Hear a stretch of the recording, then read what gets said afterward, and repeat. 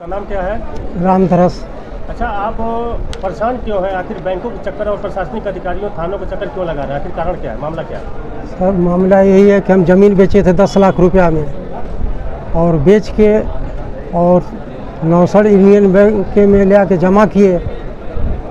उसके बाद 2-4 दिन के बाद मैनेजर के पास गए तो कहे कि हम इसको 10 लाख रुपया फिक्स कर दीजिए और जो भी सूद बनता महीना में हमको मिलता रहे, काम चलता रहा हमारा। उसके बाद वो अपना कहे ठीक है। उसके बाद वो 3 लाख रुपया के एफडी किए और 7 लाख रुपया के जो पता नहीं अभी तक कहें आप कागज़ मिल जाएगा, कल मिलेगा, 2 दिन के बाद आइए मिलेगा। फिर बाद में कहे कि ये पोस्ट ऑफिस के ज़रिए आपको कागज़ मिलेगा। तब तो हमारा तबीयत बहुत घबरा गया, एकदम हम परेशान हो गए। तब जाके एक कदम फिर उठाए हम, तब वहाँ गए थाने पे, तो वहाँ से करा के ले आए। अच्छा, थाने में कंप्लेन किया है, वहाँ से आश्वासन क्या मिला है? थाने से मिला हम देखेंगे।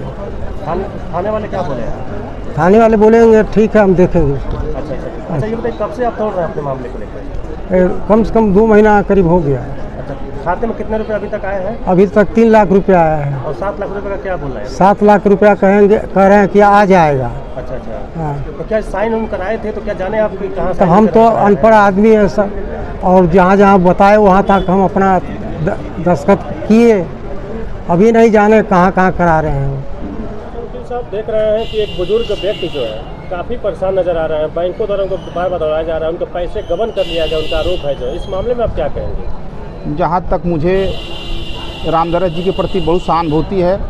इन्होंने इनका पैसा जो है बैंक मैनेजर द्वारा जो है ये किस पॉलिसी के अंतर्गत जमा किया है, जो 2 महीने से दौड़ रहे हैं, अब तक इनको पैसा नहीं मिला। और जहाँ तक मुझे जानकारी है, बैंक मैनेजर का जो है वह ग्राहकों के प्रति उसका जो व्यवहार जो है बहुत ही ख़राब है, और वह जो है बहुतों लोगों को परेशान करता है। उसमें से बेचारे एक पीड़ित भी हैं, बहुत लोगों के साथ इस तरह के घटना कर चुके हैं। उनके खिलाफ़ जो है कार्रवाई होनी चाहिए, क्योंकि ये बुजुर्ग बेचारे जगह जगह दौड़ रहे हैं, रो रहे हैं, जो इनके साथ बड़ा गलत हुआ है। और बैंक मैनेजर किसी भी तरह से बैंकर नहीं लगता है, इसलिए हमारा मांग है कि बैंक मैनेजर के खिलाफ कार्रवाई होनी चाहिए। आप न्याय की लड़ाई लड़ते हैं, हमेशा दबे कुचले लोगों के प्रति सहानुभूति आपकी रहती है, सहयोग भी करते हैं और उनकी आवाज़ भी बनते हैं। एक बुजुर्ग व्यक्ति जो है जिनके साथ यूनियन बैंक शाखा नौसड़ में फ्रॉड कर लिया गया 7 लाख रुपए को लेकर, इस मामले में बैंक और सरकारी सिस्टम के बारे में आप क्या कहेंगे?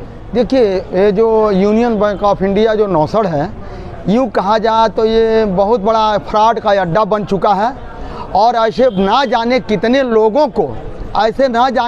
लोगों को उन्होंने फ्रॉड किया है। आज ही हम लोगों के सामने 2 लोग और आए हुए थे चौकी पर, जो अपनी बात को रखने के लिए, जो जैसे इनके पैसे को फ्रॉड किया गया है और इनको टरकाया जा रहा था पर डे, इनका उस समय में इतनी हालात ख़राब हो गई थी, ये बेचारे अगर हम समय पर नहीं पहुंचते तो शायद ये न बच पाते। इनको मैंने सांत्वना दिया, इनको मैंने समझाया कि आपका पैसा अवश्य मिलेगा, इसमें कोई 2 राय नहीं है और ये मेरी गारंटी है। तब जाके इनको संतुष्टि हुई, तब इनके तबीयत में सुधार हो गया। आज तक ये दवा खा रहे हैं। उसके बाद हम लोग जो बैंक मैनेजर के पास गए तो वहाँ पर वो लोग पूरी टीम जो बनाए हैं, जा कर के जैसे बात करेंगे आप, वो उग्र हो जा रहे हैं। उनका उग्र होने का मतलब ये होता है कि एक वो लड़ाई झगड़ा करें और लड़ाई झगड़ा करके कैमरे में कैद हो जाएं, ताकि उनके ऊपर मुकदमा करें। ऐसा जो है नौसड़ ब्रांच यूनियन बैंक के मैनेजर और कर्मचारियों की साठ-गांठ होने की वजह से ऐसा होता है। और हम लोग गए तो उनका व्यवहारों को देख करके हमको ऐसा लगा, इसलिए दोबारा न जा करके हम लोग जो कि कानून का सहारा लिया जा रहा है।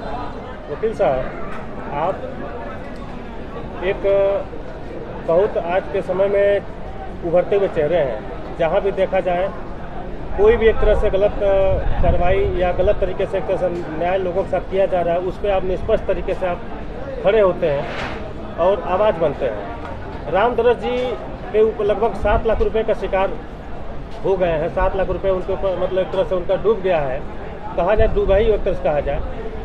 आखिर ये न्याय क्यों नहीं मिल पा रहा है इनको? इस मामले में आप क्या कहेंगे? इनका अगर कहा जाए न्याय के लिए, तो अभी तो शुरुआत है। शुरुआत की बात करें तो इनका 10 लाख रुपया इनके अकाउंट में था, 29/7/2025 को इनका 3 लाख रुपए का FD किया जाता है और उसी दिन इनका KYC तथा अन्य कागजात पे दस्तखत करा के कि भाई आपका ये FD किया जा रहा है। 7 लाख रुपया यूनियन बैंक ऑफ इंडिया 69 शाखा या कोई अन्य इकाई है या थर्ड पार्टी है, उसमें इनका पता नहीं जालसाजी करते हुए बैंक मैनेजर तथा अन्य कर्मचारी द्वारा इनका पैसे को गबन कर दिया गया है, जिस पे अगर कहा जा रहा है कि भाई इनका पैसा भुगतान कर दिया जाए या रिफ़ंड कर दिया जाए इनका अकाउंट में, सेविंग में, तो समस्या ये आ रही है कि ठीक है भाई हम कर दे रहे हैं। तो करने की बात ये है कि इन्होंने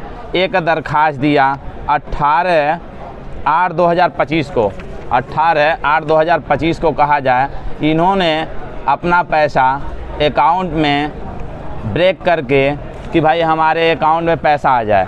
तो ये दरख्वास्त पे इनका 3 लाख रुपया अकाउंट में आ गया, 7 लाख का कोई अभी अता पता नहीं है। यानी 14/8/2025 को दरख्वास्त देने के बाद तब से आनाकानी लोग कर रहे हैं, आज कर देंगे, एक सप्ताह बाद आ जाएगा, ये आएगा, मुंबई से आएगा तो मेल कर दिए हैं तो ये। अरे भैया सरकारी बैंक और जो चिट फंड कंपनियां हैं, क्या दोनों में कोई विशेष अंतर नहीं रह गया है? चिट फंड कंपनियां और सरकारी बैंक जो दोनों हैं सेम हो गए हैं क्या कि डेट पे डेट आप देते जा रहे हो, 1 सप्ताह दे दीजिए, 10 दिन दे दीजिए। अरे भैया सरकारी बैंक में क्या होता है, जो पैसा आप FD कर रखे हो जिस दिन ब्रेक डाउन होगा उसी 5 से 10 दिन में आपका पेमेंट हो जाता है। लेकिन वे क्या कर रहे हैं, इनके साथ क्या किए हैं, फॉर्जरी किए हैं। वो लोग इनका पैसा देना नहीं चाहते हैं, अगर देना चाहते हैं तो इनका बिना परमिशन का, तो इनका बिना अनुमति का इनका पैसा तो जमा करा लिए हैं, दूसरा ये देना नहीं चाहते हैं। तो हम आज जब देखें इनकी रवैया, बैंक मैनेजर और कर्मचारियों की रवैया यही है कि पैसा देना ही नहीं चाहते हैं, हिला हवाली कर रहे हैं, तब इनको आज थाना गीडा पे एक दरख्वास्त दिया गया है, यानी बैंक मैनेजर और अन्य कर्मचारियों के विरुद्ध दरख्वास्त दिया गया है कि भाई उनके खिलाफ़ आवश्यक कार्रवाई हो जो बनता है। तो अब देखिए जल्द ही यदि यहाँ से सोम मंगल तक इनका पैसा भुगतान नहीं होता है तो आगे हम जाएंगे माननीय न्यायालय। आगे की रणनीति क्या है? आगे की रणनीति ये होगी कि कप्तान साहब से मिलेंगे, उसके बाद माननीय न्यायालय के शरण में जाएंगे, क्योंकि हम ही नहीं दुनिया सभी कहते हैं कि हम लास्ट में कहीं कुछ नहीं कर सकते हैं, केवल माननीय न्यायालय के शरण में जाएंगे और इनके खिलाफ़ ये जो जालसाजी का काम कर रहे हैं लोग, इनके खिलाफ़ कानूनी कार्रवाई कराने का काम करेंगे।